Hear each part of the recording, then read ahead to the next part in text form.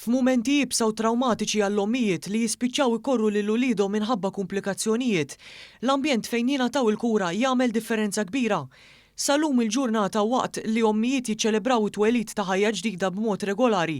Oħrajn fil-qrib sfortunatament ikollhom isofru fid-dulur it-telfa ta' tqala li ma tirnexxix f'atmosfera mhux ideali.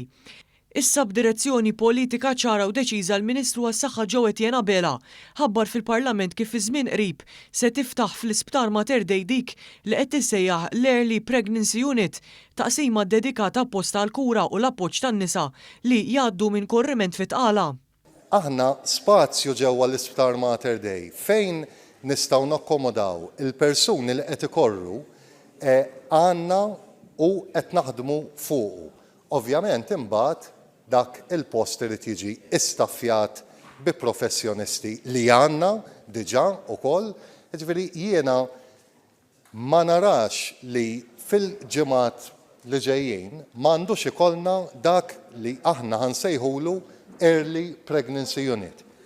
Fil-Parlament il-Ministru spjega li l-idea hi li mhux biss jingħata spazju mammar bi kliniċi u servizzi minn professjonisti mediċi, iżda li wkoll ikollu servizzi immedjati għal familji li jkunu għaddejjin minn korriment. Early Pregnancy Unit jiġifieri ħajkun unit fejn aħna ħankunu nistgħu nakkomodaw minn 4 sa 8 pazjenti bi problema ta' korriment, imma dan il-unit ġo fih aħna rridu li jkun fih kliniċi, żewġ kliniċi li ikunu jistgħu joffru s-servizz tal-ispeċjalist imma speċjalist bl-ultrasound. Din l-aħbar tasal ftit tal-ġimgħat wara li bdiet diskussjoni fuq il-miscarriage leave fejn l-ewwel darba f'pajjiżna qed jiġi rikonoxxut mhux biss il-weġġa fiżika imma wkoll dik mentali u emozzjonali li jġib miegħu il-korriment.